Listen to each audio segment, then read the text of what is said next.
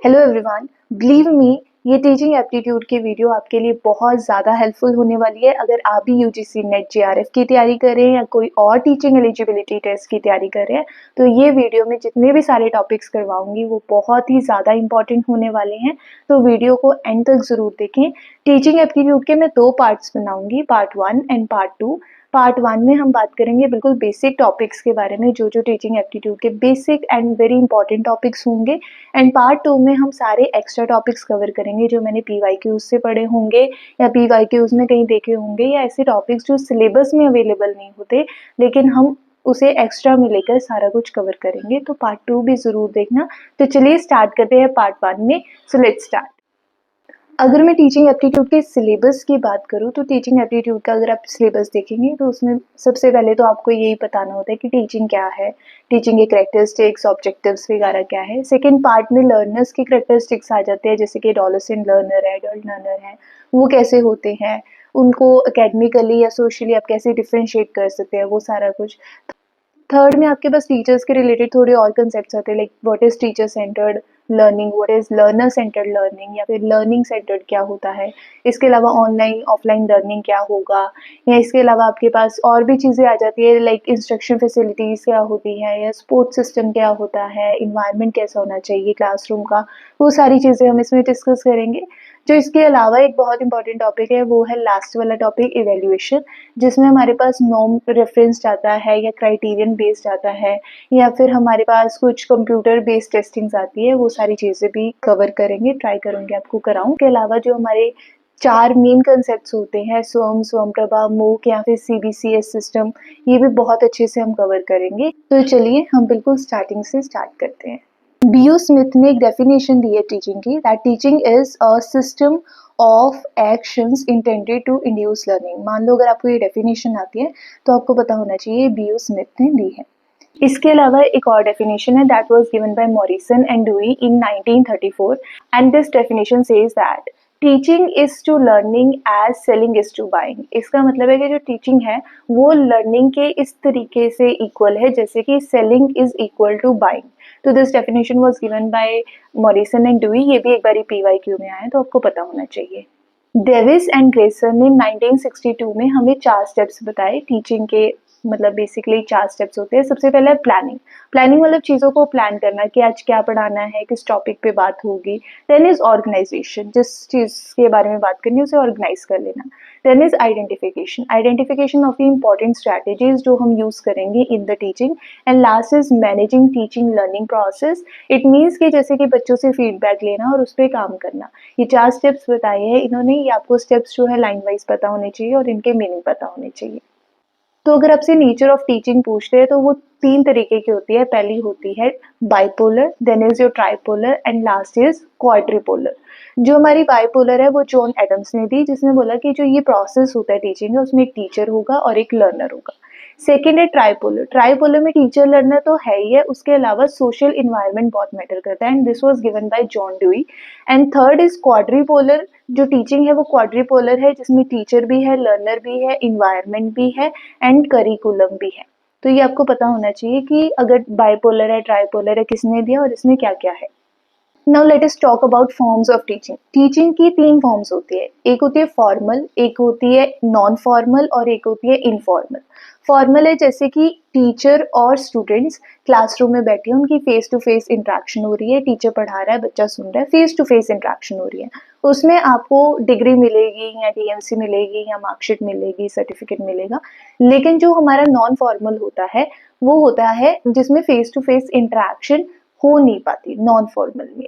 इसमें क्या है, ऑनलाइन टीचिंग जैसे की जाती है, तो जैसे कि जूम हो गया या गूगल मीट हो गया, जिसमें ऑनलाइन टीचिंग होती है, ऑफलाइन में फेस टू फेस इंटरेक्शन नहीं है, सिर्फ हम ऑनलाइन देख सकते हैं। फेस टू फेस इंटरेक्शन का मतलब ये होता है कि सामने नहीं बैठा वो पर्सन, ठीक है। ऑनलाइन भी आप फेस तो देख ही रहे हो, लेकिन फेस टू फेस का मतलब है कि आप पर्सन को सामने नहीं देख पा रहे हो, ऑनलाइन देख पा रहे हो। नॉन फॉर्मल में आपके पास ऑनलाइन आ जाएगा सारा मोड। उसके अलावा इसमें भी डिग्री दी जाती है, जैसे कि इग्नू की डिग्री होती है, ठीक है। ऑनलाइन डिस्टेंस वगैरह कोर्सेज होते हैं, उसमें आपको डिग्री जरूर दी जाती है। जो इनफॉर्मल होता है, इनफॉर्मल टीचिंग इज लाइक कि आपको अपने एनवायरनमेंट से, फैमिली से या फ्रेंड से कुछ सीखने को मिल रहा है जिसमें आपको डिग्री नहीं मिलेगी, it can be face to face, लेकिन आपको डिग्री नहीं मिल रही। लेकिन जैसे हम इनफॉर्मल मतलब कुछ भी किसी से भी सीख लिया ना, आते-जाते लोगों से सीखते रहते हैं हम कुछ ना कुछ, तो वो इनफॉर्मल टाइप ऑफ टीचिंग होगा। Now let us talk about the nature और फीचर्स ऑफ टीचिंग। तो सबसे पहले है गाइडेंस। गाइडेंस मतलब एक टीचिंग जो है वो एक गाइडिंग का प्रोसेस है, किसी को गाइड करने का प्रोसेस है। Second is ट्राइपोलैरिटी। ट्राइपोलैरिटी का मतलब ये हुआ कि थ्री पोलर्स है जिसमें टीचर है, लर्नर है और एक इन्वायरमेंट है। Third is interactivity. इंटरेक्टिविटी का मतलब है कि इंटरेक्शन होना बहुत जरूरी है। इफ यू वांट कि लर्निंग हो तो उसमें इंटरेक्शन होना बहुत ज्यादा जरूरी है। Fourth is diagnostic and therapeutic. Diagnostic इसलिए क्योंकि जब क्लास में टीचर पढ़ा रहा है, बच्चा सुन रहा है, सीख रहा है, तो बच्चे की बहुत सारी प्रॉब्लम्स भी होती है जिन्हें टीचर डायग्नोस करता है, यानी कि उससे पता लगा रहा है कि बच्चे को ये चीज़ नहीं समझ आ रही, उसकी काउंसलिंग करता है। थेराप्यूटिक इसलिए हुआ तो बच्चे को देखना कि उसे क्या प्रॉब्लम आ रही है और उस प्रॉब्लम को सॉल्व करना इस diagnostic and therapeutic nature of teaching. Next is plan process. Plan process इसलिए क्योंकि एक प्लानिंग से किया जाता है। जब भी टीचर क्लास लेता है तो प्लान करके लेता है कि आज ये चीज़ें मैंने बच्चे को कवर करानी है, या फिर अगर कोई सेमेस्टर वाइज जाना है तो भी प्लानिंग की जाती है कि इन 2 महीने में मैंने बच्चे को क्या कराना है या सिलेबस कितने टाइम में कवर करना है। So it is always planned. Then is teaching is an art as well as science. ये क्वेश्चन बहुत पहले पूछा गया था कि व्हाट इज टीचिंग, राइट? तो उसमें ऑप्शंस में दिया गया था कि ये आर्ट है, साइंस है, एक में लिखा गया था कि they are both. So actually you have to tick the answer जिसमें लिखा हुआ है कि teaching is both an art as well as science. Art इसलिए क्योंकि हर टीचर का अपना एक क्रिएटिव प्रोसेस होता है सिखाने का, क्योंकि इसमें क्रिएटिविटी की ज़रूरत होती है, एक प्रोसेस की ज़रूरत होती है, इसलिए आर्ट है। और अगर साइंस की बात करूँ तो एक प्लान सिस्टमेटिक वे से पढ़ाना एक साइंस होती है। इसमें बहुत सारी टेक्निक्स इस्तेमाल कर सकते हैं जो कि स्टूडेंट्स के लिए हेल्पफुल होती है। So teaching is both an art as well as science. Art है और साइंस है, ये आपको याद रखना है। आपको एक पे क्लिक नहीं करना कि हाँ आर्ट है या साइंस है, आपको दोनों पे क्लिक करना है। It is both an art as well as science. And last is multiple phases. इसकी भी मल्टीपल फेजेस होती है। अगर मैं फेजेस की बात करूँ ऑफ टीचिंग तो इसकी 3 फेजेस होती है। एक होती है pre active phase, then is interactive phase, then is post active phase. Pre active is like planning का प्रोसेस, ठीक है, जिसमें आप सारी चीजें प्लान करें। इंटरएक्टिव इज व्हेन सच में इंटरेक्शन हो रही है टीचर और स्टूडेंट के बीच। पोस्ट एक्टिव इज लाइक जब फीडबैक ले रहे हैं और टीचर्स देख रहे हैं कि यहाँ यह डाउट आ रहा है या यह बच्चों को समझ नहीं आया, तो उसमें जो इम्प्रूवमेंट्स लाना वो सारा कुछ पोस्ट एक्टिव में आता है। And this was given by Philip W Jackson. Let us talk about characteristics of teaching. Teaching के भी बहुत सारे कैरेक्टरिस्टिक्स होते हैं, जैसे कि सबसे पहला कैरेक्टरिस्टिक तो ये है that it has different levels. इसके बहुत सारे लेवल्स होते हैं, ठीक है। सबसे पहला लेवल होता है autonomous level, then is memory level, then is understanding level, फिर रिफ्लेक्टिव लेवल, और हम ये सारे लेवल्स को अच्छे से डिस्कस करेंगे। दूसरा कैरेक्टरिस्टिक ये है कि जो टीचिंग है वो एक डायनेमिक एनवायरनमेंट में होता है। एक ऐसे एनवायरनमेंट में होता है जो कि फ्लेक्सिबल होना चाहिए, चेंजेबल होना चाहिए, उसमें बहुत सारी एक्टिविटीज़ होनी चाहिए और इंटरेक्शन होना चाहिए। देन इसकी टीचिंग एक प्रोफेशन है, ये कॉन्टिन्यूस रहता है, इसमें बच्चा सीख रहा है। Again it is an art as well as science, या फिर ये सर्विस की तरीके से भी आप दे सकते हैं, जैसे कि किसी को फ्री में पढ़ा सकते हैं। तो ये टीचिंग के बेसिक कैरेक्टरिस्टिक्स है। अगर आप जब ऑप्शंस पढ़ोगे आपको बेसिक कैरेक्टरिस्टिक्स पता लग जाएंगे, ठीक है। ये ऐसा नहीं है कि मैं आपको एक लिस्ट पकड़ा दूँ, वो सारे आप याद कर लो और पेपर में वही आएंगे।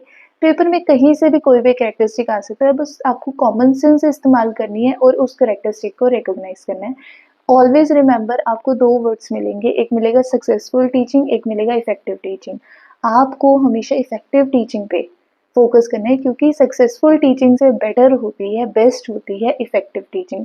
और हमेशा ज़्यादातर ये कंफ्यूजन के लिए डाल देते हैं ऑप्शंस में successful teaching and effective teaching, तो आपको हमेशा इफेक्टिव टीचिंग पर ही फोकस करना है। तो ऐसे जो बेसिक कैरेक्टरिस्टिक्स होते हैं ना टीचिंग के, ये सिर्फ कॉमन सेंस से आप पता लगा सकते हैं। आपको कोई भी टीचर एक लिस्ट दे दे याद कर लो, ऐसा नहीं हो सकता। केवीएस मैदान में आपको कैरेक्टरिस्टिक्स अगर मिलते हैं तो वो बहुत अच्छे से आपको याद करने हैं। अगर अब मैं आपसे पूछूं कि what are the requirements of teaching के प्रोसेस में, तो आपको पता लग गया टीचर होना चाहिए, सीखने वाले बच्चे होने चाहिए, इसके अलावा जो आप सिखा रहे हो उस चीज़ की नॉलेज होनी चाहिए, सब्जेक्ट की नॉलेज होनी चाहिए, विच इज़ वेरी इंपॉर्टेंट, ठीक है। टीचर अधूरा है सब्जेक्ट की नॉलेज के बिना। देन इज स्पोर्ट मटेरियल होना चाहिए, चॉक बोर्ड वगैरह, है ना। इसके अलावा अगर आप पढ़ा रहे हो तो आपकी क्रिएटिविटी, है ना? आपका जो तरीका है, अगर आप प्रेज़ेंटेशन से पढ़ा रहे हैं या चार्ट्स का इस्तेमाल करके, तो बेसिक ये सारा सपोर्ट मटेरियल होता है, वो सारा अवेलेबल होना चाहिए। प्लस मोटिवेशन होना चाहिए, बच्चों के अंदर रेडीनेस होनी चाहिए सीखने की। आप तब तक नहीं सिखा सकते जब तक बच्चा सीखना नहीं चाहता, तो motivation is again a very important factor, जो कि टीचिंग में होनी बहुत ज़्यादा ज़रूरी है। तो अगर आपसे पूछते हैं कि टीचिंग की बेसिक रिक्वायरमेंट्स क्या है, तो ये motivation, support material, teacher, learner, teacher को सब्जेक्ट की नॉलेज, उसकी क्रिएटिविटी, ये सारी चीज़ें। Again it is very basic thing. Again कोई भी लिस्ट नहीं दी जा सकती इस पर्टिकुलर टॉपिक के ऊपर। Just use the basic common sense and use the positive points which are very important if you are covering teaching का एप्टीट्यूड। और इस सारी चीज़ें जो हैं, और ये जो सारी चीज़ें फैक्चुअल होने की बजाय ये कंसेप्चुअल ज़्यादा है। टीचिंग एप्टीट्यूड एक कंसेप्चुअल टॉपिक है, तो कंसेप्ट्स को समझो बस। तो अब बात करते हैं ऑब्जेक्टिव्स ऑफ टीचिंग की। जो ऑब्जेक्टिव्स ऑफ टीचिंग है वो दो कैटेगरीज में आप डिवाइड कर सकते हैं। एक होते हैं जर्नल ऑब्जेक्टिव्स, एक होते हैं इंस्ट्रक्शनल ऑब्जेक्टिव्स। जर्नल ऑब्जेक्टिव्स में यही सारी बेसिक चीज़ें आएंगी कि बच्चे की नॉलेज को अपडेट करो, बच्चे को मोटिवेट करो, और क्या हो सकता है टीचिंग के ऑब्जेक्टिव्स बेसिक, राइट। अगर इंस्ट्रक्शनल की बात करो, इंस्ट्रक्शनल ऑब्जेक्टिव्स क्या होते हैं, इसमें हम दो थ्योरीज करेंगे, एक ब्लूम की टेक्सोनॉमी और एक गैग्ने और ब्रिग्स की थ्योरी। ठीक है, वो आगे हम कवर करेंगे। तो ये जो दो ऑब्जेक्टिव्स हैं आपको पता होने चाहिए कि क्या क्या होते हैं। Again it is very basic and common sense is required बस। अब बात करते हैं हम ब्लूम की टेक्सोनॉमी की। ब्लूम की taxonomy very important. Bloom is the person who has given this taxonomy, और इसमें सारा बताया गया कि टीचिंग जो है वो कैसे स्टेप बाय स्टेप हम करते हैं। तो इसमें हम समझेंगे बेसिक, अगर इसके टाइप्स की बात करें, डोमेन्स की बात करें, तो इसमें कॉग्निटिव डोमेन्स, साइकोमोटर डोमेन और अफेक्टिव डोमेन, ये तीन हम कवर करेंगे। So let us start with the very beginning कि ब्लूम के टेक्सोनॉमी होता क्या है। तो जो टेक्सोनॉमी का मतलब होता है, टेक्सोनॉमी का मतलब ये होता है कि क्या बेसिक इंस्ट्रक्शंस है जो कि बच्चे को देंगे हम, ठीक है, और बच्चा सीखेगा as a result of that instruction. Means what we expect a student to learn as a result of instruction. कोई चीज़ सिखा दी है, इंस्ट्रक्ट कर दिया है, तो स्टूडेंट क्या लर्न कर रहा है उसमें से, ठीक है, क्या एक्सपेक्ट करते हैं कि वो बच्चा सीखेगा उसमें से, दैट इज टेक्सोनॉमी। अब हम उस प्रोसेस को समझते हैं जिसकी वजह से ये चीज़ पूरी तौर से कंप्लीट होगी, ठीक है। यानी कि ऐसी कौन सी इंस्ट्रक्शंस है जो हम बच्चे को देंगे और बच्चा जो है उससे सीखेगा, and we have that expectation कि हाँ बच्चा ऐसे ऐसे सीख जाएगा। तो वो स्टार्ट करते हैं। सबसे पहला जो डोमेन है कॉग्निटिव डोमेन। कॉग्निटिव का मतलब होता है थिंकिंग। तो कोई चीज़ की थिंकिंग कैसे की जा सकती है, तो वो डोमेन हम सीखेंगे। इसके जो 6 स्टेप्स हैं वो हमें ब्लूम ने ही दिए हैं, तो वो हम पढ़ते हैं क्या होते हैं। सबसे पहला कॉग्निटिव डोमेन है knowledge, then is comprehension, then is application, then analysis, synthesis and evaluation. अब इन्हें मतलब समझते हैं इनका क्या है। देखो, नॉलेज का मतलब है बेसिक नॉलेज, किसी चीज़ के बारे में जो आपको बेसिक नॉलेज होती है उस चीज़ के बारे में बात की गई है। देन इज कॉम्प्रिहेंशन, कॉम्प्रिहेंशन का मतलब है किसी चीज़ को समझना। देन इज एप्लीकेशन, उस चीज़ को अप्लाई करना। एनालिसिस और सिंथेसिस, एनालिसिस का मतलब होता है कि हम कोई चीज़ है उसे टुकड़ों में बांट रहे हैं उसे समझने के लिए। सिंथेसिस का मतलब होता है कोई टुकड़े हैं उन्हें इकट्ठा करके हम चीज़ों को समझ रहे हैं। इवैल्यूएशन, इवैल्यूएशन का मतलब होता है किसी चीज़ को जज करना, ठीक है, ऑन द बेसिस ऑफ कि उसमें क्या है क्या नहीं है, उस चीज़ को जज करना। तो ये जो ब्लूम की टेक्सोनॉमी है ये 1956 में आई थी। इसे और रिफाइन किया गया एडर्सन और क्रेथोल ने 2001 में। उनके जो स्टेप्स थे वो भी 6 थे। वो कौन से थे, तो उनके स्टेप्स हैं remembering, understanding, applying, analysing, evaluating and creating. तो अगर आप देख सकते हो कि नॉलेज का रिमेम्बरिंग बन गया, कॉम्प्रीहेंशन का अंडरस्टैंडिंग, एप्लीकेशन का अप्लाइंग, एनालिसिस का एनालाइजिंग, सिंथेसिस को नीचे कर दिया, क्रिएटिंग बना दिया, और इवेल्युएशन जो था ब्लूम का उसे हमने इवेल्युएटिंग बना दिया 5th नंबर पे। जो ब्लूम की टेक्सोनॉमी थी वो 1 डायमेंशनल थी, उसमें एक ही डायमेंशन थी, दैट वाज नॉलेज। नॉलेज का डायमेंशन था जिसको फर्दर हम कैटेगराइज करेंगे फैक्चुअल, कंसेप्चुअल एंड प्रोसीजरल। जो एडर्सन और कैथोल ने 2001 में दी थी उसकी 2 डायमेंशन थी। नॉलेज डायमेंशन तो थी ही, उसके अलावा उसकी डायमेंशन थी कॉग्निटिव प्रोसेस डायमेंशन। ये आपको पता होना चाहिए।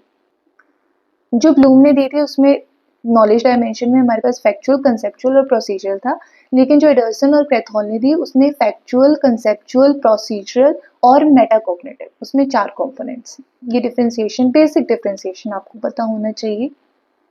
अब आता है आपका अफेक्टिव डोमेन। अफेक्टिव का मतलब होता है इमोशंस, ठीक है। तो किसी के इमोशंस के बारे में अवेयरनेस होना अफेक्टिव डोमेन है। इसके आगे 5 लेवल्स हैं। They are receiving, responding, valuing, organisation, characterisation. Receiving का मतलब है आपके अंदर एक इच्छा होनी चाहिए कोई चीज़ को रिसीव करने की। रिस्पॉन्डिंग का मतलब है कि आपके अंदर इच्छा होनी चाहिए पार्टिसिपेट करने की। वैल्यूइंग का मतलब है कि आपके अंदर इच्छा होनी चाहिए किसी चीज़ का हिस्सा बनने की, टू बी गेट इन्वॉल्व्ड। उसके बाद ऑर्गेनाइजेशन का मतलब है आपके अंदर इच्छा होनी चाहिए to advocate any idea. Characterisation का मतलब है आपके अंदर इच्छा होनी चाहिए टू चेंज योर बिहेवियर। तो ये बेसिक मीनिंग है जो आपको पता होनी चाहिए। मीनिंग वैसे पेपर में कोई नहीं पूछता आपसे, स्टेप्स पूछे जाते हैं किसके बाद कौन सा आएगा, या आपको स्टेप्स में लगाना होगा, या आपको फिल इन द ब्लैंक की फॉर्म में आ सकता है, लेकिन आपको मीनिंग कोई नहीं पूछता, लेकिन मीनिंग पता हो। Then is your psychomotor domain which was given by R.H. Dave। R.H. Dave ने 5 लेवल्स दिए हैं। They are imitate, manipulate, precision, articulation and naturalisation. Imitate का मतलब है कोई चीज़ को कॉपी करके सीखना। मैनिपुलेट का मतलब है उसमें थोड़ा सा अपना योगदान करके उस चीज़ को अपना बनाना। प्रिसीजन का मतलब है जो आपने सीखा है वो आप अच्छे से कर सके। आर्टिकुलेशन का मतलब है जब आप उस चीज़ को बार बार कर रहे हैं। नेचुरलाइजेशन का मतलब है कि वो चीज़ अब ऑटोमेटिक हो गई, आपको ज़्यादा सोचने की ज़रूरत नहीं पड़ती उस चीज़ को करने के लिए। अब आप अच्छे से उसे ऑटोमेटिकली कर सकते हो, वो नेचुरल हो गया आपके अंदर। So this was Bloom taxonomy, जो कि बहुत ही ज़्यादा इंपॉर्टेंट है। इसके स्टेप्स आपको लाइन वाइज पता होने चाहिए, कब आई, किसने दी, क्या क्या स्टेप्स हैं, ठीक है, कितने स्टेप्स हैं, वो सारा आपको पता होगा। तो ये क्वेश्चन आराम से ब्लूम टेक्सोनॉमी का निकल जाता है। ये क्वेश्चन रेपिटेटिव बेस पे आता ही आता है, तो ये अच्छे से आप टॉपिक को कर लेना। एक बार नेट पे भी जाके सर्च करना इसके बारे में, और जो आपको लगता है इन्फॉर्मेशन इंपॉर्टेंट है उसे कलेक्ट करना, but this is enough. So next is your instructional objectives, जो कि थ्योरी दी है गैग ने और ब्रिक्स ने। उस थ्योरी में भी आगे जो है स्टेप्स हैं वो हम पढ़ते हैं कौन से हैं। इसमें जो स्टेप्स हैं वो 5 हैं। पहला है intellectual skills, then is cognitive strategies, then verbal information, then motor skills and then attitude. जो कोई भी चीज़ आप अगर सीख रहे हैं तो इस एक कैटेगरी से वो रिलेटेड होगा। इंटेलेक्चुअल स्किल मतलब यानी कि वो जो है कंसेप्ट लर्निंग के रिलेटेड हो सकता है, प्रॉब्लम सॉल्विंग के रिलेटेड हो सकता है। कॉग्निटिव स्ट्रेटजीज अगेन जब आपको डीप नॉलेज का इस्तेमाल करना पड़ता है, परसेप्शन का इस्तेमाल करना पड़ता है। Then is your verbal information, कोई चीज़ आप वर्बली सिखा रहे हो या वर्बली लैंग्वेज बेस्ड हो गया। मोटर स्किल्स हो गया जब आपको हाथ से पैर से कोई मोटर एक्टिविटी करनी होती है। एटीट्यूड्स इज लाइक योर जो आपके व्यू पॉइंट्स है या ओपिनियंस है उसके रिलेटेड। तो अगर आप कोई भी चीज़ सीख रहे हैं तो इन 5 कैटेगरी से वो रिलेटेड होगा अकॉर्डिंग टू गैगने एंड ब्रिक्स।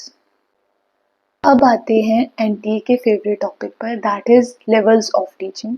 जो लेवल्स ऑफ टीचिंग है बेसिकली हम उसे 3 कैटेगरीज में डिवाइड करते हैं, memory level, understanding level and reflective level.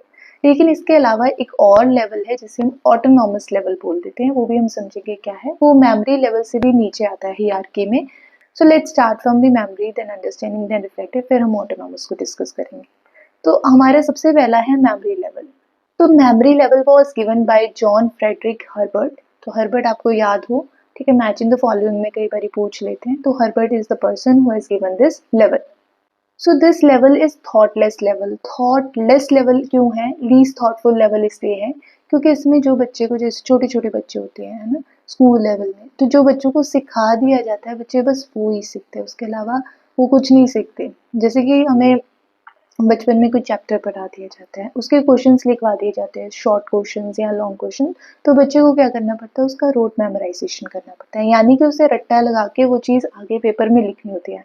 अगर तो उसने एज इट इज़ लिख दी तो फिर क्या होता है कि उसे फुल मार्क्स मिल जाते हैं। तो बेसिकली इसमें रोट मेमोराइजेशन होती है, इसमें रट्टा लगाया जाता है, इसमें फैक्चुअल नॉलेज जो है उसका एक रट्टा लगाया जाएगा। इसमें बच्चा अपना कोई थॉट इस्तेमाल नहीं कर रहा, सिर्फ टीचर जो पढ़ा रहा है बच्चा सीख रहा है और उसे एज इट इज लिख रहा है। So this is more teacher centred. इसमें जो टीचर होगा वो डोमिनेटिंग होगा, वो ही सारा प्रोसेस हैंडल कर रहा है और बच्चा क्या एक पैसिव लर्नर की तरह बैठा हुआ है और सीख रहा है बस। इसमें ड्रिल या फिर रिवीजन जैसे जो मेथड्स है वो इस्तेमाल किए जाते हैं। तो अगर मैं टीचर के रिलेटेड कोई मटेरियल की बात करूँ तो चार्ट्स का या ग्राफ्स का या basic writing material, written material, जो रिटन नोट्स होते हैं उसका इस्तेमाल किया जाता है। इसके अलावा जो इसमें है एक्सट्रिंसिक मोटिवेशन होती है। एक्सट्रिंसिक मोटिवेशन मतलब एक्सटर्नल मोटिवेशन। तो जो मोटिवेशन है बच्चों को कैसे मिलती है? एक्सटर्नली। उनका टीचर उन्हें मोटिवेट करता है, वो चाहे पॉजिटिव ढंग से करे या नेगेटिव ढंग से करे, तो टीचर ही उसे मोटिवेट कर रहा है बच्चों को, तो एक्सटर्नल मोटिवेशन होगा। और अगर मैं नेचर ऑफ टीचिंग की बात करूँ तो ऑलरेडी सब कुछ प्लान्ड है, सब कुछ प्री डिटरमाइंड होता है, इसमें कोई भी एक्टिविटी नहीं हो रही, सब कुछ जो मोमेंटम है वो प्री डिसाइडेड चल रहा है। और बच्चों को इवैल्यूएट कैसे किया जाता है? बच्चों को इवैल्यूएट किया जाता है ओरल टेस्ट या रिटन टेस्ट, जैसे बचपन में हमारे साथ होता था, या तो ओरल टेस्ट वाइवा वगैरह ले लेते थे, या रिटन में जो नोट्स है वो पढ़ के वैसे लिखना होता था, फुल मार्क्स मिल जाते थे। तो ओरल या रिटन टेस्ट में इसकी इवैल्यूएशन होती है। तो हार्वर्ड ने मेमोरी लेवल ऑफ टीचिंग के 6 स्टेप्स भी दिए हैं। दे आर प्रिपरेशन, जिसे हम इंट्रोडक्शन बोल सकते हैं, presentation, association and comparison, journalisation, application and recapitulation, जिसे हम समराइजेशन भी बोल सकते हैं। सो आपको बस लाइन वाइज पता होनी चाहिए कौन से 6 स्टेप्स हैं बस। इसमें जो टीचर का रोल है वो डोमिनेटेड है, प्लस इसमें जो टीचर है वो एक्टिव है और जो लर्नर है वो पैसिव है। तो अगर मैं इसके कुछ एडवांटेजेस की बात करूँ तो एडवांटेजेस यही होगा कि बच्चे को सीखने को मिलता है, बच्चा जो है लर्न कर सकता है, मेमोराइजेशन पावर अच्छी हो जाती है, ये सारी चीज़ें। डिसएडवांटेजेस ये है कि बच्चों की जो क्रिएटिविटी है वो हैम्पर होती है। यहाँ पे बच्चों को क्रिएटिविटी करने का मौका नहीं मिलता, एक्टिविटी करने का मौका नहीं मिलता, just rote memorization is again very important disadvantage. तो again common sense. Second level is understanding level which was given by Henry C Morrison. Morrison याद होना चाहिए इसमें, जिससे कि हमें वर्ड से ही पता लग रहा है। अंडरस्टैंडिंग का मतलब है चीज़ों को कॉम्प्रीहेंड करना, चीज़ों को समझना। ठीक है, अब दो चीज़ें हैं, उनका जो रिलेशनशिप है उन्हें समझना, कोई फैक्चुअल चीज़ है उसके पीछे का जो प्रोसेस है उसे समझना, इंटरप्रिटेशन जैसी चीज़ें करना। यानी कि अंडरस्टैंडिंग में हम एक स्टेप ऊपर आ गए, पहले तो रट्टे लगा रहे थे मेमोरी में, अब अंडरस्टैंडिंग में क्या है, वो चीज़ हो रही है, वो जो प्रोसेस हो रहा है उसे अंडरस्टैंड करना, ताकि हमें समझ आ सके वो चीज़ हो रही है तो उसके पीछे का सारा प्रोसीजर क्या है। तो that is your understanding level and which was given by Morrison. तो हम ये बोल सकते हैं कि थोड़ा सा थॉटफुल लेवल है, क्योंकि इसमें बच्चे जो है डिस्कशन भी करेंगे, एक्टिविटी भी करेंगे, डेमोन्स्ट्रेशन भी करेंगे, एक्सप्लेनेशन भी मांगेंगे, और भी बहुत सारी चीज़ें होंगी जो कि थोड़ा क्रिएटिव वे से जाएगी, जैसे कि ब्रेन स्टॉर्मिंग होगी, है ना, बच्चे ब्रेन स्टॉर्म करेंगे, क्रिएटिविटी लाएंगे। तो इसमें जो लर्नर है वो पैसिव नहीं है, वो एक्टिव है, और जो टीचर है वो भी एक्टिव है। टीचर लर्नर दोनों ही एक्टिव रहते हैं इसमें। और जो बच्चे हैं, एक तरीके से आप कह सकते हो कि बच्चे ही सारा काम कर रहे हैं, और जो टीचर है उन्हें गाइड कर रहा है कि आपको करना कैसे है, आपको समझना कैसे चीज़ों को, और बच्चे उन्हें सीख रहे हैं। तो जो टीचर है वो एक फैसिलिटेटर है, और बच्चे जो हैं वो सीख रहे हैं, एक्टिव लर्नर है। इसके अलावा जो अ, इसके अलावा अगर इनकी वैल्यूएशन की बात करें तो जैसे कि ऐसे राइटिंग, ठीक है, ऐसे दे दिया, हु इज़ योर टीचर, ठीक है, who am I.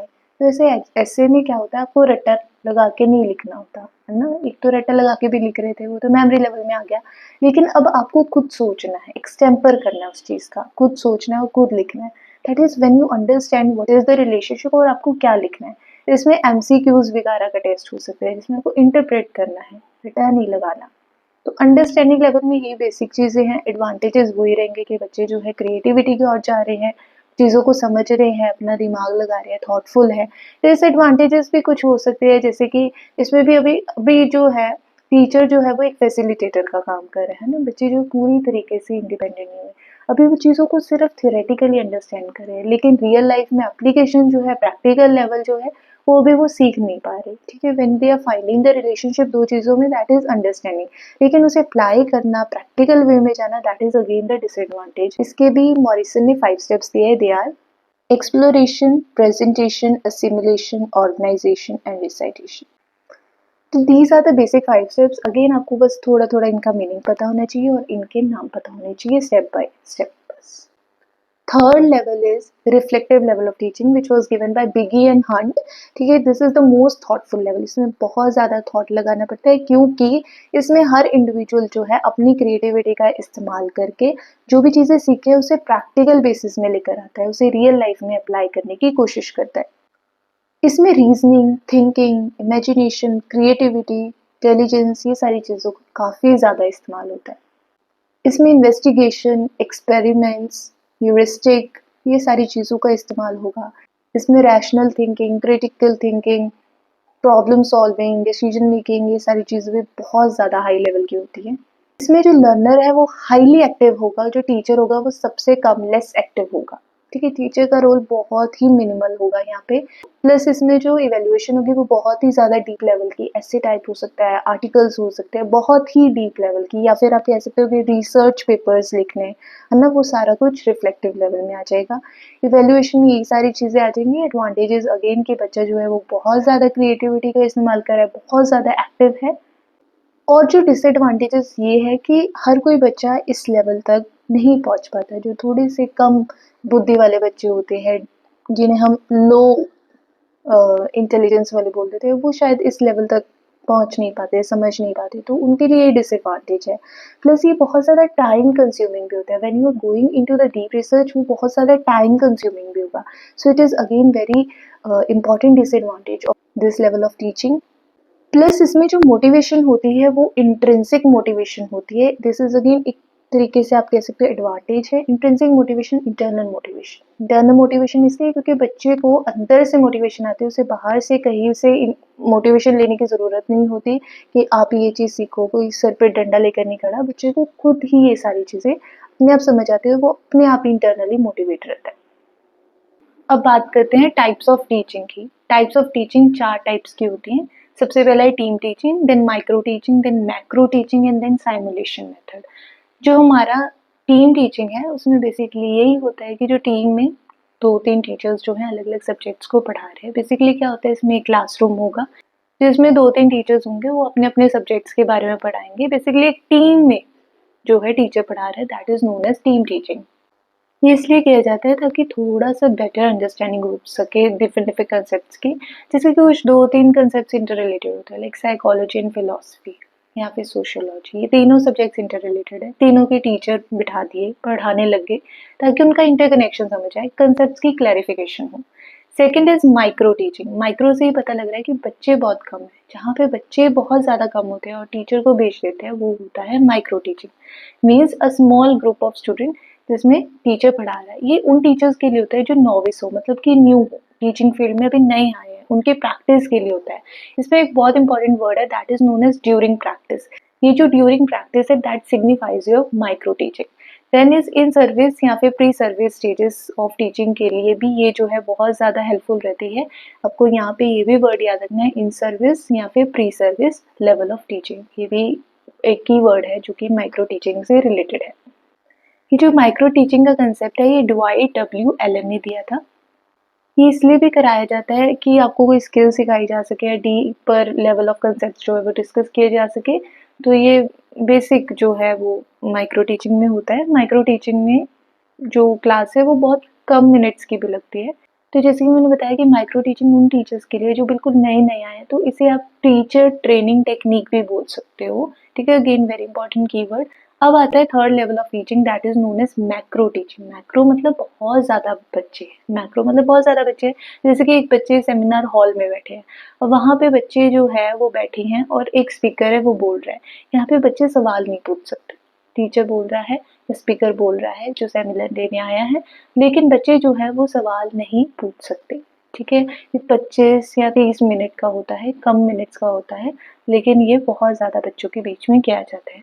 Fourth is simulation method. Simulation का मतलब होता है इमिटेशन। जब आप किसी को इमिटेट करके या कॉपी करके कोई चीज़ सीखते हैं, किसी को कॉपी करके कोई स्किल सीखना, ठीक है, जैसे कि कोई केमिकल्स वगैरह मिक्स करके उनका क्या रिजल्ट आता है, क्या कलर आता है, तो वो एक टीचर दिखा रहा है, डेमोन्स्ट्रेशन दे रहा है और जो बच्चे हैं उस चीज़ को सीख रहे हैं, उसे बोलते हैं साइमुलेशन। तो ये पर्टिकुलरली जो साइमुलेशन है वो किसी स्किल को सिखाने के लिए इस्तेमाल किया जाता है। इसमें रोल प्लेइंग एक्टिविटी जैसी चीज़ें भी होती हैं और इसमें जो है आर्टिफिशियल इन्वायरमेंट क्रिएट करके एक्सपेरिमेंट्स किया जा रहा है, वो तो मैंने आपको एग्जांपल दे दिया। तो ये जो है इसके रिलेटेड कंसेप्ट्स हैं। अब आता है आपका Maxim's of teaching. Maxim's of teaching का मतलब है गाइडेंस। गाइडेंस की टीचिंग का प्रोसेस कैसे चलना चाहिए, ये आता है जब बहुत ज़्यादा एक्सपीरियंस हो जाता है टीचर को, तब ये मैक्सिम्स ऑफ टीचिंग जो है अप्लाई किए जाते हैं। ये सीखे जाते हैं, या आप ये कह सकते हो कि बहुत ज़्यादा एक्सपीरियंस के बाद टीचर को एक गाइडेंस मिल जाती है कि बच्चे को कैसे पढ़ाया जाता है, किन टेक्निक्स का इस्तेमाल किया जाता है। They are the techniques to learn, ठीक है। तो मैक्सिम्स ऑफ टीचिंग के भी इस मैदान में भी दिए हुए हैं कि बहुत अलग-अलग लेवल्स है, जैसे कि known to unknown, definite to indefinite, simple to complex, concrete to abstract, ठीक है। from nature, then is actual to representative, particular to general, then whole to parts, induction to deduction, empirical to rational, analysis to synthesis, empirical to rational, psychological to logical।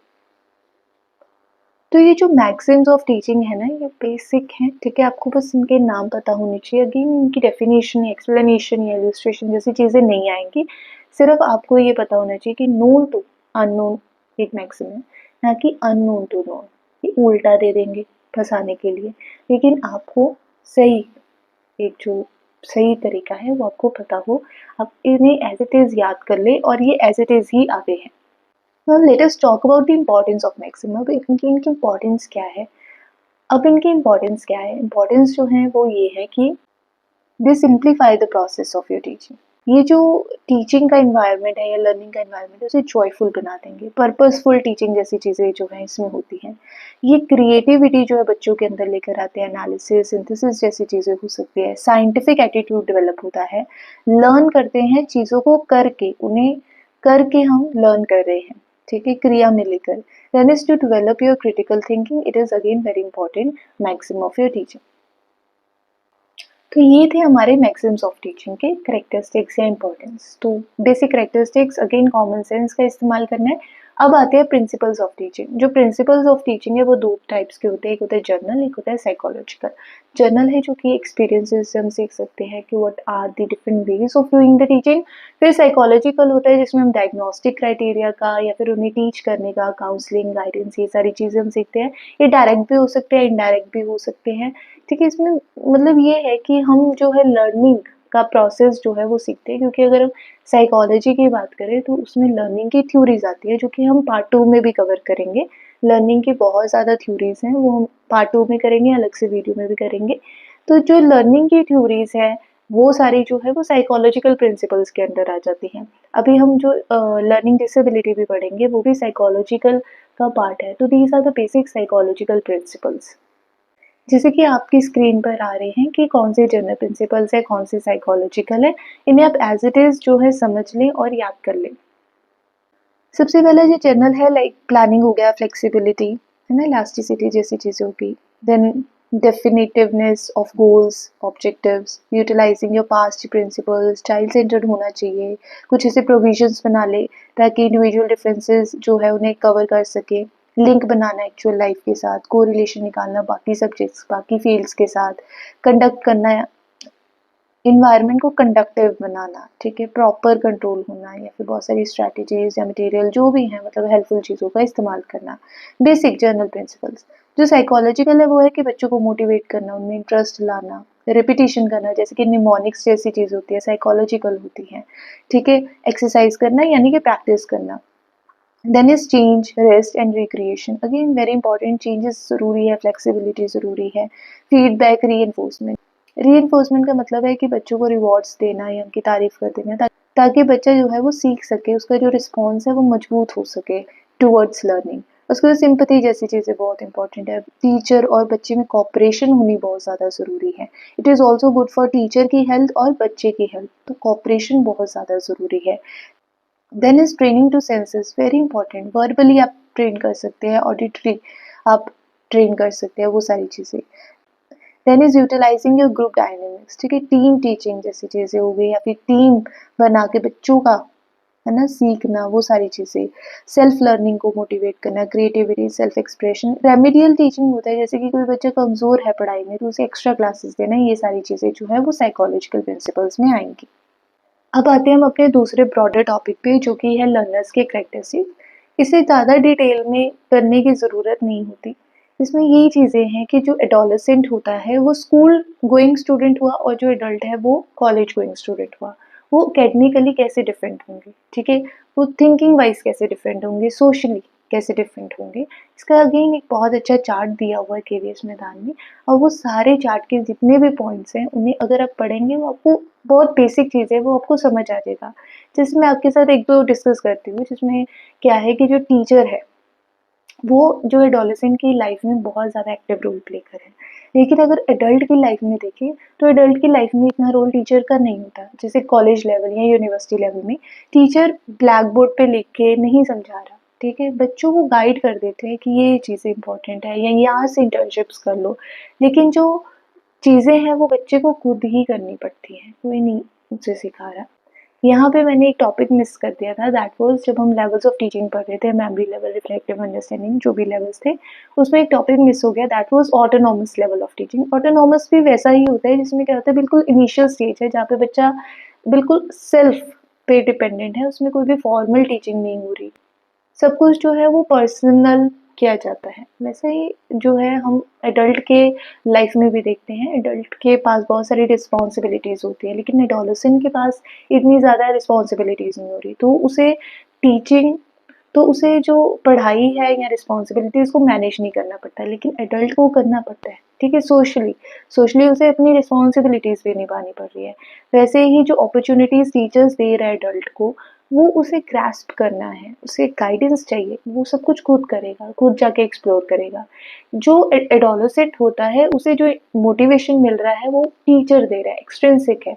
जो adult है उसकी motivation जो है अंदर से आती है, उसे कोई कहेगा नहीं कि तुम एंट्रेंस की तैयारी करो, तुम पेपर की तैयारी करो, उसे खुद को पता है कि ये सारी चीज़ें मुझे करनी है।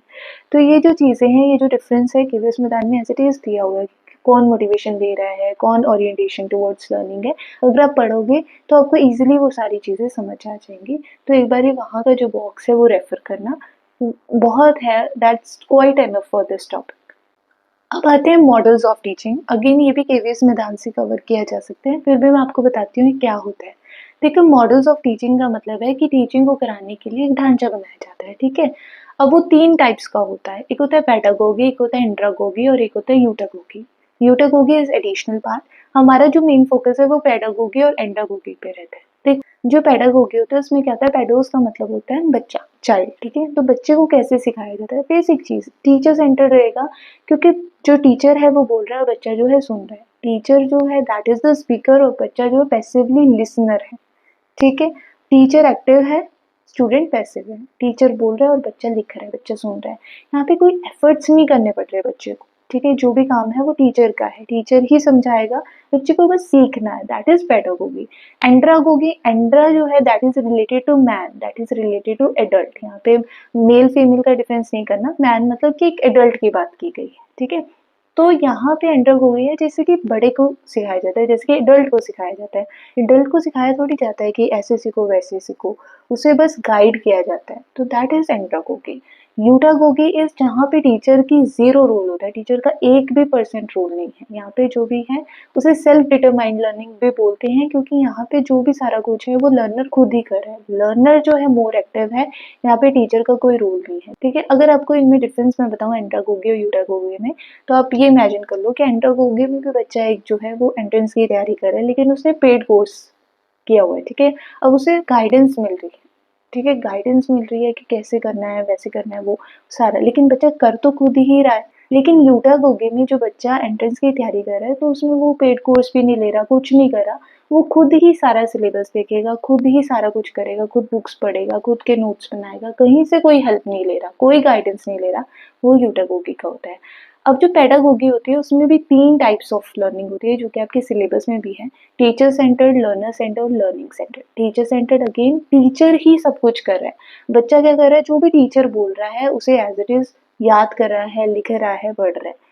लर्नर सेंटर्ड इज जो फ्लेक्सिबल लर्निंग होती है, जिसमें जो भी सारा कुछ किया जाता है वो लर्नर के पर्सपेक्टिव से किया जाता है। यहाँ पे लर्नर की चॉइस जो है वो बहुत ज्यादा मैटर करती है, कि लर्नर क्या सीखना चाहता है, लर्नर क्या चाहता है टीचर से, और टीचर उसे वही देगा।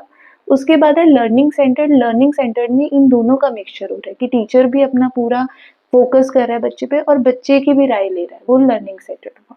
लर्नर सेंटर और लर्निंग सेंटर में यही डिफरेंस है कि लर्नर में पूरा जो रोल होता है वो बच्चे का एक्टिव रोल होगा, बच्चे की चॉइस मैटर करेगी कि उसने टीचर से क्या करवाना है, लेकिन लर्निंग सेंटर में टीचर का भी रोल उतना ही रहे। तो मिक्सचर रहेगा दोनों का। तो ये बेसिक डिफरेंस है, बेसिक डिफरेंस पता होना चाहिए, इसमें और आगे कुछ करने की ज़रूरत नहीं है। Now comes the factors that are affecting the teaching.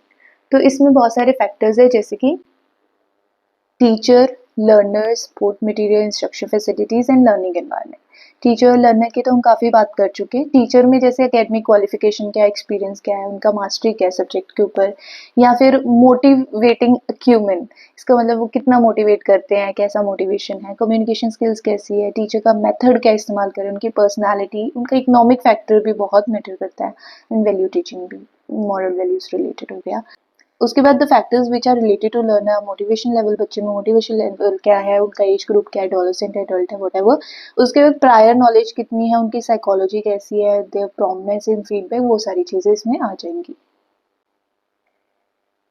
The factors which are related to support material, मतलब जो स्पोर्ट कर रहा है, टेक्स्ट बुक्स है, वॉल चार्ट्स हो गए, ऑडियो विजुअल एड्स हो गए, या फिर साउंड सिस्टम कैसा है, अगर ऑनलाइन चल रहा है, वर्कबुक, डिक्शनरी, लाइब्रेरी, ये सारा जो स्पोर्ट मटेरियल हो गया, ठीक है।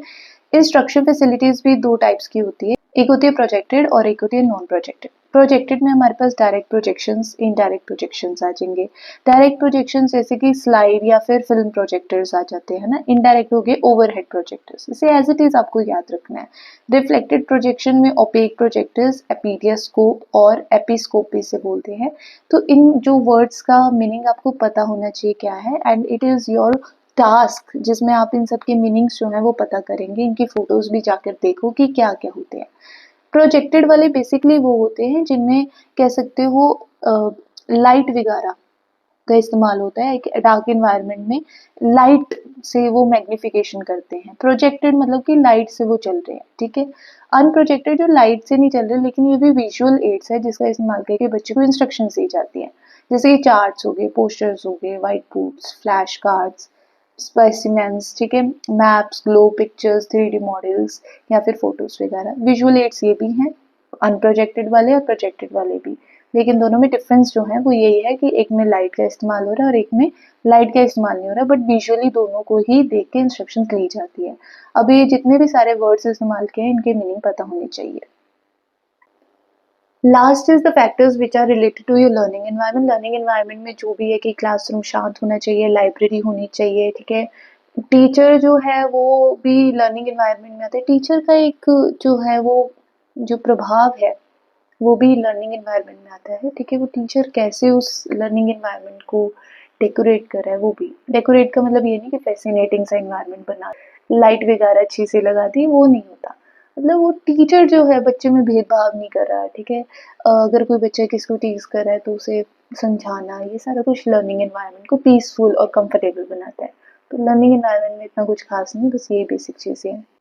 अब आ जाओ offline methods of teaching and online methods of teaching. Offline methods में हमारे पास थोड़े से मेथड्स, हम उन्हें थोड़ा सा डिस्कस कर लेते हैं, फिर उसके बाद ऑनलाइन मेथड्स जो कि स्वयं, स्वयंप्रभा, मूक आ जाएंगे, वो हम डिस्कस करेंगे।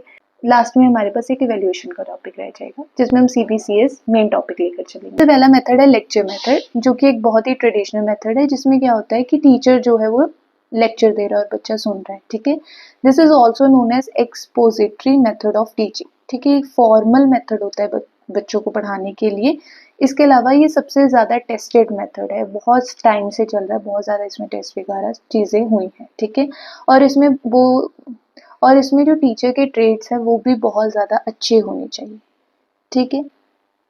फिर उसके बाद आता है टीम टीचिंग मेथड, जिसमें दो या दो से ज़्यादा टीचर जो हैं वो इनोवेटिव अप्रोच का इस्तेमाल करके बहुत ज़्यादा लार्ज ग्रुप्स ऑफ स्टूडेंट्स को पढ़ाते हैं। Third is your dialogic teaching. Dialogic teaching basic जो ग्रुप डिस्कशंस वगैरह हो गए या ट्यूटोरियल्स दिए जाते हैं, वो सारी चीज़ें इसमें आ जाएंगी। इसके बाद आता है डिस्कशन मेथड। डिस्कशन मेथड वही है कि एक टॉपिक के ऊपर बहुत ज़्यादा डिस्कशन करनी है, जिसमें बच्चे जो अपने ओपिनियंस देंगे, सब डिस्कशन करते हैं किसी चीज़ को लेकर। डेमोन्स्ट्रेशन मेथड, जो इसे लेबोरेटरी मेथड भी बोलते हैं। लेबोरेटरी मेथड इसलिए क्योंकि इसमें डेमोन्स्ट्रेट करके एग्जाम्पल से या एक्सपेरिमेंट से चीज़ें सिखाई जाती है, जैसे कि मैंने आपको केमिकल का एग्जाम्पल दिया था।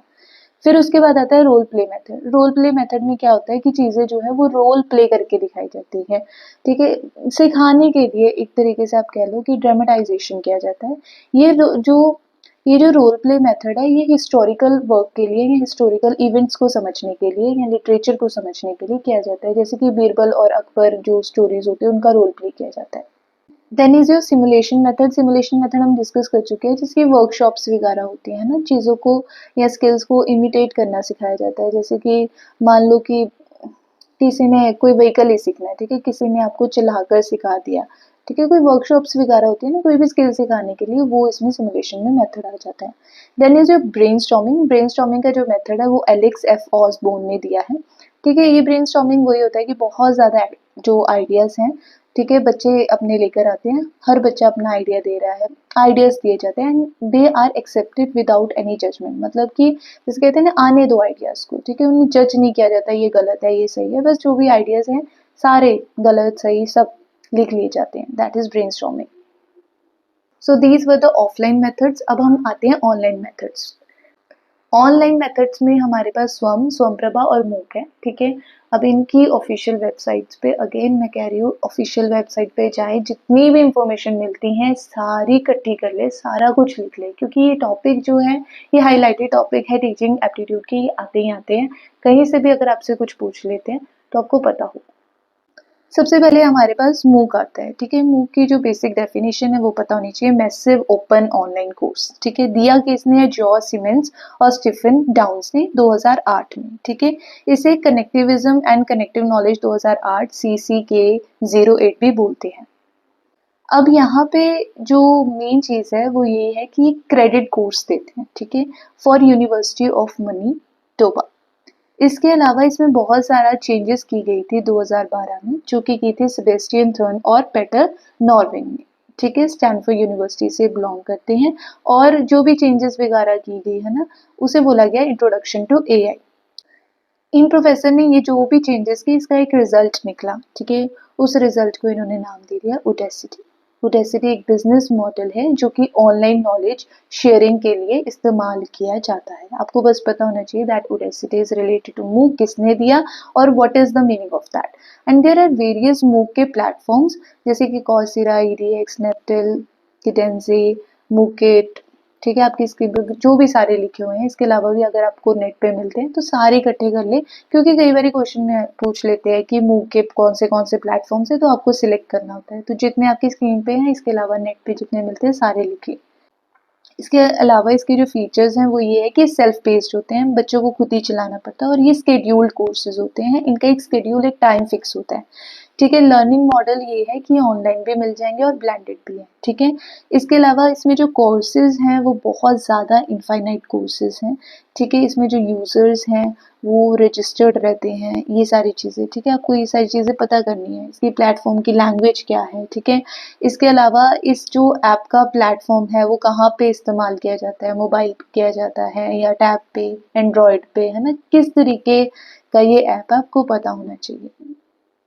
ये था मूक के बारे में। आपको बस ऑनलाइन और जो इन्फॉर्मेशन मिल रही है इकट्ठी कर लेना। इसके अलावा जितने मैंने आपको क्वेश्चंस बोले वो सारे कवर कर लेना। अब आते हैं स्वम पर। स्वम की भी आपको बेसिक डेफिनेशन पता होनी चाहिए। Study webs of active learning for young aspiring minds, ठीक है। इसे इनिशिएट किया गया गवर्नमेंट ऑफ इंडिया ने। इसके 3 कार्डिनल प्रिंसिपल्स पता होने चाहिए, एक्सेस, इक्विटी एंड क्वालिटी, ठीक है। कार्डिनल प्रिंसिपल मतलब इसका मकसद 3 प्रिंसिपल्स पे डिपेंड करता है। ये 2016 में दिया गया, ठीक है। इसको डेवलप किया था AICTE ने। इसकी फुल फॉर्म पता होनी चाहिए, आगे भी हम डिस्कस करेंगे। तो इसके अलावा जो UGC है वो UGC रेगुलेशन 2016 की गाइडलाइंस पे बनाई गई कि यूनिवर्सिटीज को गाइड करते हैं कि कैसे क्रेडिट्स जो है वो ट्रांसफर किए जाएंगे बच्चों के एकेडमिक रिकॉर्ड्स पर। मतलब कि जो भी बच्चे स्वयं पर कोर्सेज ले रहे हैं उसके जो भी क्रेडिट्स हैं उनके एकेडमिक रिकॉर्ड में कैसे ऐड किए जाएंगे। इसके अलावा जो करंट स्वयं का प्लेटफॉर्म है उसे डेवलप किया गया ministry of education and NPTEL IIT Madras with the help of Google Inc and Persistent System Limited. इसे एज इट इज आप इसे याद कर ले। स्वयं जो है उसका एक मकसद ये भी है कि डिजिटल डिवाइड जो है, जैसे कि कुछ रूरल एरिया या बहुत सारे ऐसे बच्चे जिन्हें एक्सेस नहीं मिलता टेक्नोलॉजी का, उस डिजिटल डिवाइड को ख़त्म किया जा सके। मतलब कि उन बच्चों को प्रोवाइड की जा सके टेक्नोलॉजी या डिजिटल फैसिलिटीज़। इसके अलावा ये क्लास 9 से लेके पोस्ट ग्रेजुएशन तक के लिए कोर्सेज होते हैं। इसके 4 क्वाड्रेंट्स है, ये पता होना चाहिए। रेपिटेटिव क्वेश्चन है, पहला है video lecture, then is reading material, जो भी रीडिंग मटेरियल डाउनलोड कर सकते हैं, प्रिंट कर सकते हैं। Then is self assessment test, ठीक है, क्विज वगैरह होते हैं, टेस्ट होते हैं। And fourth is your online discussion forum, जो कि एक कह सकते हैं इसमें बहुत से टीचर्स होते हैं जो कि आपकी मदद करते हैं आपके डाउट्स क्लियर करने के लिए। अगर मैं स्कूल एजुकेशन की बात करूँ तो स्कूल एजुकेशन वाला जो है वो कौन देता है, NIOS और NCERT। तो आउट ऑफ स्कूल एजुकेशन जो है वो इग्नू दे रहा है, NITTR दे रहा है। अंडर ग्रेजुएशन के प्रोग्राम जो है नेप्टेल, AICTE, ठीक है, इसके अलावा CEC, IIMB दे रहा है। और पोस्ट ग्रेजुएशन के नेप्टेल, AICTE, IIMB एंड UGC दे रहा है। तो आपको ये पता होनी चाहिए school education, under graduation, post graduation या आउट ऑफ स्कूल एजुकेशन जो भी है, कौन कौन इनके प्रोवाइडर्स हैं स्वयं में। इसकी जो कॉस्ट की अगर मैं बात करूँ, ये फ्री ऑफ कॉस्ट दी जाती है, ठीक है। अगर इसकी कोर्सेज की बात करूँ तो बहुत ही फ्री है, सर्टिफिकेट भी फ्री है, तो मतलब बिल्कुल फ्री है, ठीक है। Eligibility for certificate will be announced on course page and learners will get certificates only if this criteria is matched, ठीक है। तो इसका एक क्राइटेरिया होता है जो बच्चों को मैच करना होता है टू गेट द सर्टिफिकेट, वो चीज़ आपको पता होनी चाहिए। Now come to the national coordinators जो कि 9 है स्वयं के, ठीक है। इनकी फुल फॉर्म्स पता होनी चाहिए और आपको पता होनी चाहिए वो 9 नाम कौन से हैं, ठीक है। ये आप एज इट इज याद कर लें। तो ये बेसिक चीज़ें स्वयं के बारे में, कब दिया गया, किसने दिया, ठीक है, इसके 4 क्वाड्रेंट्स क्या हैं, और अगर आपको स्कूल एजुकेशन है या जो भी है वो कौन प्रोवाइड कर रहा है, और इसके 9 नेशनल कोऑर्डिनेटर्स, उनके नाम आपको पता होने चाहिए। अब बात करते हैं स्वयं प्रभा की। स्वयं प्रभा जो है वो DTH चैनल्स कह सकते हैं वो है। इसमें क्या होता है कि इसमें high quality educational programme conduct किया जाता है 24/7 बेसिस पे, मतलब कि 24 घंटे और हफ्ते के 7 दिन ये अवेलेबल रहता है। By using GSAT-15 satellite. कौन सी सैटेलाइट का इस्तेमाल किया जाता है ये भी आपको पता होना चाहिए। और इसमें कितने चैनल्स है, जब मैंने किए तो 34 थे, है ना, आपको पता होने चाहिए कितने चैनल्स है। और जो पहले 10 चैनल्स हैं उनके नाम सीरियल वाइज आपको याद होने चाहिए। दैट्स योर होमवर्क कि आपने उनके नाम्स जो हैं वो याद करने हैं। बाकी 10 के बाद जो नाम्स है वो सिर्फ आपको बस थोड़ा सा पता हो, लेकिन इट्स नॉट पॉसिबल कि आप सारे के सारे नाम याद कर लें। तो 10 नाम तो पहले आपको पूछने हैं, वो आपको याद होने चाहिए। इसमें क्या होता है, 4 घंटे का प्रोग्राम आता है, ठीक है, 5 बारी रिपीट होता है दिन में। तो ये एक इसका टाइम पीरियड है, पता होना चाहिए। And this channel is uplink from BISAGN Gandhinagar. तो ये बेसिक नॉलेज पता हो। इसके जो कंटेंट्स है वो प्रोवाइड करता है NPTEL, IITs, UGC, CEC and IGNOU. INFLIBNET जो सेंटर है इसे मेंटेन करे इसके वेब पोर्टल को।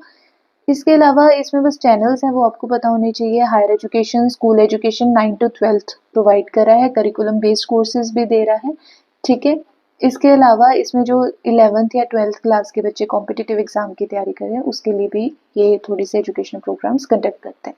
तो बस ये बेसिक चीज़ें हैं, कौन क्या कर रहा है ये पता होना चाहिए। तो ये हो गए हमारे ऑनलाइन मेथड्स, ठीक है। अभी जितना मैंने कवर कराया they are the most important points. इसके अलावा भी आपको अगेन मैं कह रही हूँ कि ऑफिशियल साइट पे जाना है और पढ़ना है। अब बात करते हैं इंस्ट्रक्शनल फैसिलिटीज़ की। इंस्ट्रक्शन फैसिलिटीज़ मतलब कि बच्चे को टीचर इंस्ट्रक्शंस देने के लिए कुछ चीज़ों का इस्तेमाल करता है, जैसे कि टेबल का इस्तेमाल करें, अगर उसे टाइम टेबल देना है तो टेबल का इस्तेमाल करें, कोई चीज़ समझानी है तो चार्ट बना के, डायग्राम्स बना के समझानी है, या फिर प्रोजेक्टर्स का इस्तेमाल करना है, प्रेजेंटेशंस का इस्तेमाल करना है, डिस्कशन का इस्तेमाल करना है, कोई भी तरीका जो टीचर या स्टूडेंट कोई भी इस्तेमाल कर रहा है टू लर्न, टू टीच, ठीक है, इंस्ट्रक्शन के लिए, इंस्ट्रक्शन, बेसिक इंस्ट्रक्शन के लिए, तो वो हमारे आते हैं इंस्ट्रक्शन फैसिलिटीज़ या इंस्ट्रक्शन मेथड। अब आपके पास जो इंस्ट्रक्शंस मेथड स्क्रीन पे हैं उन्हें आप जो भी हैं सारे के सारे पढ़ लेना एक बार कि इनके मतलब क्या है। अब चार्ट्स के भी टाइप्स होते हैं, they are different types of charts, वो हैं हमारे पास। सबसे पहला है प्रोसेस चार्ट, किसी भी प्रोसेस को समझने के लिए, लाइक वाटर साइकिल को समझने के लिए एक चार्ट बना दिया, ठीक है। देन इज ऑर्गेनाइजेशनल चार्ट, जिसमें हियरार्की बनाई जाती है, हियरार्की मतलब सीढ़ियाँ बनाई जाती है चीज़ों को समझने के लिए, like flow of communication. Then is time chart, time chart होता है कोई इवेंट्स को समझने के लिए, कोई सीक्वेंस को समझने के लिए, क्रोनोलॉजिकल कि ये चीज़ पहले कब हुई, वैसे हुई, इवेल्यूशन, एवोल्यूशन ऑफ मैन, ये चीज़ें कब हुई, ठीक है, क्रोनोलॉजी में समझने के लिए, जैसे कि एवोल्यूशन ऑफ मैन, ठीक है। टाइम से कोई चीज़ समझनी है वो है time chart. Tabular chart, tables बना के चीज़ों को कंपेयर करने के लिए वो इस्तेमाल होता है। ट्री चार्ट इज़ लाइक आप फैमिली ट्री बना रहे हैं, है ना। उसके अलावा आपका स्ट्रीम चार्ट हो गया जिसमें बहुत ज़्यादा ब्रांचेस होती हैं, एक जो स्ट्रीम है उसे एक जो स्ट्रीम है उसके भी आगे सब डिविजन है, फिर उसके भी सब डिविजन, बहुत ज़्यादा मतलब ब्रांचेस हों, उसे बोलते हैं स्ट्रीम चार्ट, ठीक है। Then is your sequence chart और फ्लिप चार्ट, जैसे कि सीक्वेंस बनाए जाते हैं सीरीज ऑफ इवेंट सक्सेशन में दिखाने के लिए, मतलब सीक्वेंस में अगर आपको चीज़ें, फ्लिप चार्ट्स होते हैं ना, फ्लिप कार्ड्स भी होते हैं हमारे पास, वो होते हैं, जैसे कि flip chart is like a calendar, ठीक है। आपको फ्लिप करके जो चीज़ें हैं वो सीक्वेंस में समझनी हो तो उसके लिए सीक्वेंस चार्ट या फ्लिप चार्ट का इस्तेमाल किया जाता है। ये तो हमारी इंस्ट्रक्शन फैसिलिटीज़ होगी, ये तो हमारी बेसिक इंस्ट्रक्शन फैसिलिटीज़ हैं। इसके अलावा एक बहुत इंपॉर्टेंट टॉपिक है, that is known as mind mapping. Mind mapping क्या होता है? माइंड मैपिंग जो है वो टोनी बुजान ने दिया था 1960 में। इसका जो मतलब होता है कि एक डायग्राम बनाया जाता है, बहुत सारे टास्क, वर्ड्स या कंसेप्ट्स या आइटम्स जो लिंक्ड हैं, उनके रिलेशनशिप को समझने के लिए माइंड मैप बनाया जाता है। ये मैप इसलिए बनाया जाता है, ये जितने भी रिलेशनशिप हम चीज़ों के बीच में, वर्ड्स के बीच में समझ रहे हैं, वो हमारे दिमाग में फिक्स हो जाए अच्छे से, ठीक है। इसे आप ये भी कह सकते हो कि it is a non linear graphical layout, ठीक है, ये कीवर्ड है, यहाँ पे याद रखना है। जिससे क्या होता है कि एक सेंट्रल टॉपिक के आसपास जो भी चीज़ें हो रही हैं, उसका जो भी फ्रेमवर्क है, उससे समझने के लिए माइंड मैप बताते हैं। बेसिकली माइंड मैप का मतलब यही हुआ कि एक सेंटर में टॉपिक है और उसके आसपास फ्रेमवर्क बना लिया हमने चीज़ों का, ताकि वो एज इट इज़ हमारे दिमाग में फिक्स हो जाए, ठीक है। कि एक टॉपिक है, उसके रिलेटेड कितने टॉपिक्स है, सब रिलेटेड क्या है, क्या क्या है, मतलब एक माइंड मैप बना लेना दिमाग में कंसेप्ट को फिट करने के लिए। इसके अलावा हमारे पास टॉपिक आता है teaching support system. Teaching support system में भी traditional, modern and ICT based. Traditional में पता लग गया जैसे कि बुक्स का इस्तेमाल होना, चौक, पेन, मतलब सपोर्ट सिस्टम जो ट्रेडिशनली लेक्चर मेथड में इस्तेमाल होता है ना। उसके बाद मॉडर्न जो है वो कंप्यूटर हो गया, पॉडकास्ट हो गया, हमारे पास टीचिंग एड्स होते हैं जो कि visual aid, audio aids, audio visual aids भी होते हैं, वो सारी चीज़ें, पॉडकास्ट हो गई। तो ये जो भी मॉडर्न फैसिलिटीज़, लैब्स हो गए है ना, ये सारी जो भी चीज़ें मॉडर्न में आई हैं ना, वो सारा कुछ मॉडर्न टीचिंग सपोर्ट सिस्टम में आ जाता है। ICT based is related to your internet and communication technology, जिसमें हमारे पास वर्चुअल लैब आ गए, वर्चुअल रियलिटी आ गई, एआई, चैट जीपीटी, ये सारी चीज़ें आ जाती हैं। ये समझ लो मॉडर्न और आईसीटी में ये डिफरेंस है कि मॉडर्न जो है वो थोड़ा सा मॉडर्न है और आईसीटी जो है वो बहुत ही ज़्यादा एडवांस लेवल का मटेरियल है, जैसे कि आजकल जेमिनाई हो गया, चैट जीपीटी हो गया, एआई का इस्तेमाल हो गया है ना, वर्चुअल रियलिटी, ये सारी चीज़ें जो हैं बेसिक आपको पता होनी चाहिए डिफ्रेंसिएशन में। अब आ जाओ हमारे लास्ट टॉपिक पे, दैट इज इवेल्युएशन। इवेल्युएशन का मतलब है बच्चों को असेस करना कि बच्चे की परफॉर्मेंस क्या है। इसके भी डिफरेंट टेस्ट होते हैं, जैसे कि अगर मैं अकॉर्डिंग टू द अप्रोच बताऊं तो क्वांटिटेटिव भी है और क्वालिटेटिव भी है। मतलब आप क्वांटिटी में टेक्निक्स का इस्तेमाल कर रहे हो, बहुत सारे टेस्ट कंडक्ट कर रहे हो, वो क्वांटिटेटिव। क्वालिटेटिव क्वालिटी पे डिपेंड करता है। अकॉर्डिंग टू द फेज की बात करूँ तो placement, formative, diagnostic and summative. Placement का मतलब है कि इस तरीके से बच्चों का टेस्ट लेना ताकि उन्हें प्लेस किया जा सके। फॉर्मेटिव होता है जो बीच बीच में फीडबैक लेने के लिए टेस्ट किया जाता है, जैसे कि बीच बीच में मिस्ट्रीज हो जाते हैं हमारे, ताकि पता लगता रहे बच्चे की बीच बीच में क्या परफॉर्मेंस है आफ्टर 2 मंथ्स या जो भी। डायग्नोस्टिक होता है जैसे कि किसी बच्चे में बहुत ज़्यादा डिफिकल्टी आ रही है किसी चीज़ को समझने में, या कोई लर्निंग प्रॉब्लम हो रही है, जैसे कि हमारी लर्निंग डिसेबिलिटीज़ होती हैं, जैसे कि डिसलेक्सिया हो गया, डिस्कैल्कुलिया हो गया, जिसके बारे में हम पार्ट 2 में बात करेंगे। तो ये डायग्नोस करने के लिए प्रॉब्लम्स को डायग्नोस्टिक इवैल्यूएशन की जाती है। एंड समेटिव इज लाइक जैसे फाइनल टेस्ट होते हैं, जब 6 महीने बच्चे को पढ़ा दिया गया या फाइनल टेस्ट लेने होते हैं, लास्ट में वो होते हैं summative test. Then is according to nature of reference. एक होता है हमारे पास नॉर्म रेफरेंस और एक होता है क्राइटेरियन रेफरेंस। नॉर्म रेफरेंस का मतलब ये होता है जैसे कि आप नॉर्म सेट कर देते कि 50% मार्क्स आ रहे हैं तो बच्चा पास है, तो 50% जिसके आ रहे हैं या उससे ज़्यादा आ रहे हैं तो वो तो पास हो गया, लेकिन 50% से जिसके कम आ रहे हैं वो फेल हो गया। That is norm reference. एक होता है क्राइटेरियन रेफरेंस। क्राइटेरियन रेफरेंस का मतलब ये होता है कि जैसे कि एक बच्चे को दूसरे बच्चे के साथ कंपेयर किया जाता है, जैसे कि यूजीसी नेट के पेपर में क्या होता है कि एक कट ऑफ निकाली जाती है। मान लो इस कट ऑफ पे जैसे कि 240 कट ऑफ आई है, ठीक है, 2 कट ऑफ, जैसे कि 240 कट ऑफ आई है, ये कंपेयर करके बनाया गया, जैसे कि यूजीसी नेट के पेपर में होता है, एंट्रेंस एग्ज़ाम के पेपर में होता है कि कट ऑफ बना दी जाती है, 240 कट ऑफ हो गई या 160 जो भी कट ऑफ होती है नेट की, जेआरएफ की, है ना? तो वो बनाई जाती है बच्चों के मार्क्स को कंपेयर करके, ठीक है? इसके लिए कोई प्री डिटरमाइंड क्राइटेरिया नहीं है, जैसे कि नॉर्म रेफरेंस में हो रहा है कि हाँ 50% है। इसमें बच्चों को कंपेयर करके कट ऑफ निकाली जाती है, that is criterion reference. According to purpose बोलो तो diagnostic test, aptitude test, achievement test and proficiency test. अब इनमें डिफरेंस क्या होता है कि डायग्नोस्टिक टेस्ट जो होता है वो डिफिकल्टी में, जैसे मैंने बताया कि कोई भी चीज़ में डिफिकल्टी आ रही है उसमें ये किया जाता है।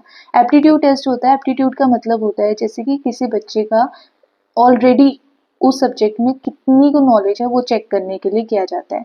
प्रिडिक्टिव फंक्शन करता है ये।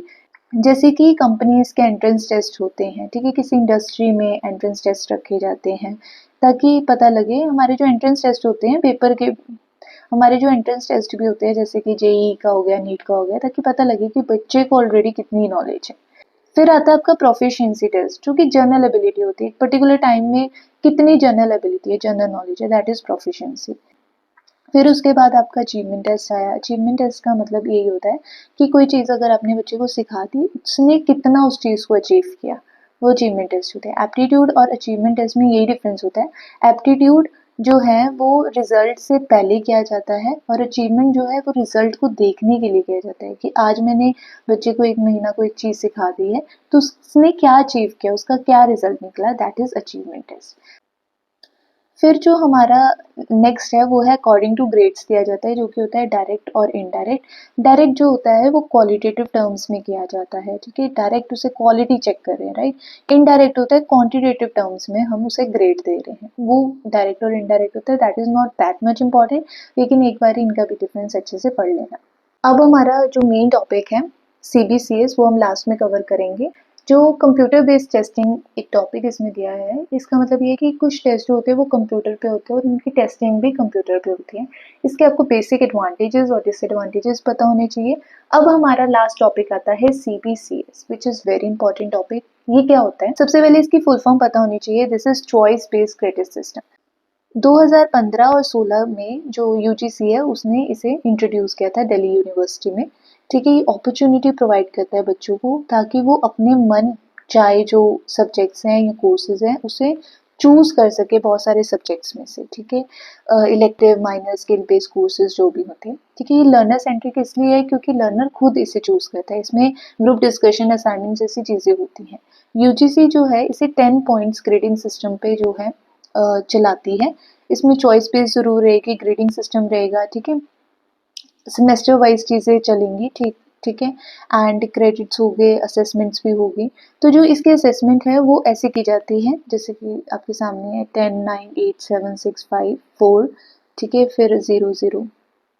तो ये आपको एक जो सिस्टम है क्रेडिट्स देने का वो पता होना चाहिए। जैसे कि 10 है तो उसे आउटस्टैंडिंग बोलेंगे, 9 है उसे ए प्लस बोलेंगे। तो ये जो सिस्टम है, ये चार्ट आपको पता होना चाहिए।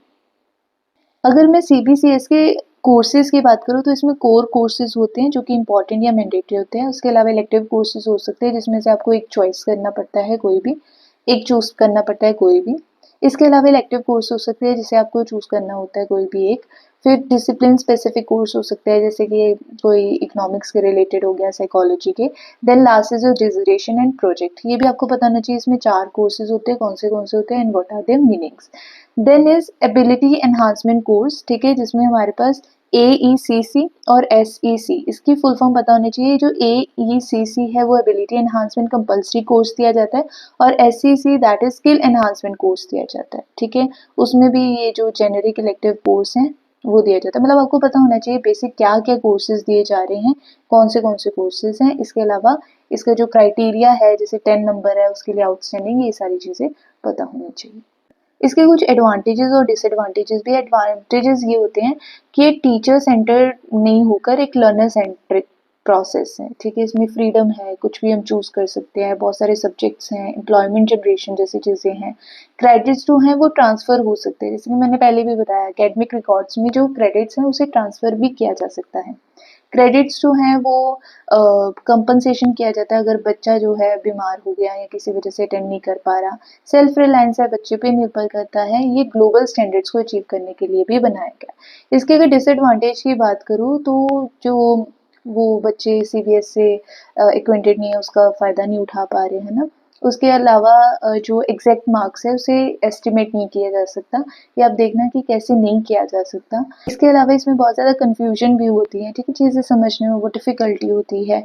इसका क्या फ़ायदे हैं, क्या नुकसान है, वो भी समझने में काफ़ी डिफ़िकल्टी होती है। कन्फ्यूज़िंग सा टॉपिक है। उसके अलावा जो टीचर पे वर्कलोड होता है वो भी बहुत ज़्यादा फ्लक्चुएट हो रहा है, क्योंकि अब टीचर को काम नहीं करना पड़ रहा, बच्चा जो है वो कुछ कर रहा है, राइट? इसके अलावा इसमें गुड इंफ्रास्ट्रक्चर की रिक्वायरमेंट है, इन द सेंस कि अच्छा वाईफाई फैसिलिटी या फिर जो भी टेक्नोलॉजी रिलेटेड चीज़ें हैं, है ना? अगेन डिजिटल डिवाइड आप कह सकते हो, इसका डिसएडवांटेज है। तो अगर मैं बोलूँ कि टीचिंग एप्टीट्यूड यहाँ पे ख़त्म हो गया, सो it is not the case. Teaching aptitude इतना नहीं है, इसके अलावा भी बहुत ज़्यादा टॉपिक्स हैं जो हम पार्ट 2 में कवर करेंगे। तो जो पार्ट 2 है वो बहुत ज़्यादा एडिशनल नॉलेज, एक्स्ट्रा नॉलेज और बहुत ज़्यादा एक्सटेंसिव होगा, क्योंकि इसमें हम टीचिंग की थ्योरीज़, लर्निंग डिसेबिलिटीज़ और जो करिकुलम फ्रेमवर्क क्या होता है, सिलेबस, करिकुलम, ये सारी चीज़ें हम कवर करेंगे। बहुत ज़्यादा हमारे टॉपिक्स जैसे ओईआर का टॉपिक वो मिस हो गया है, वो सारा हम पार्ट 2 में कवर करेंगे। लेकिन जितना भी अभी आपने पढ़ा वो सारा कुछ आप अच्छे से पढ़ें, उस पर सर्चेस करें, अपने नोट्स बनाएं और अभी से ही दिसंबर 2025 की तैयारी शुरू कर दें। क्योंकि अगर आप देख रहे हैं कि टीचिंग एप्टीट्यूड अभी कितना बड़ा टॉपिक है, तो और भी बहुत सारे चैप्टर्स हैं हमारे पास पेपर 1 के। तो पेपर 1 पे ज़्यादा फोकस करें, पीवाईक्यूज पे फोकस करें और हार्ड वर्क करें।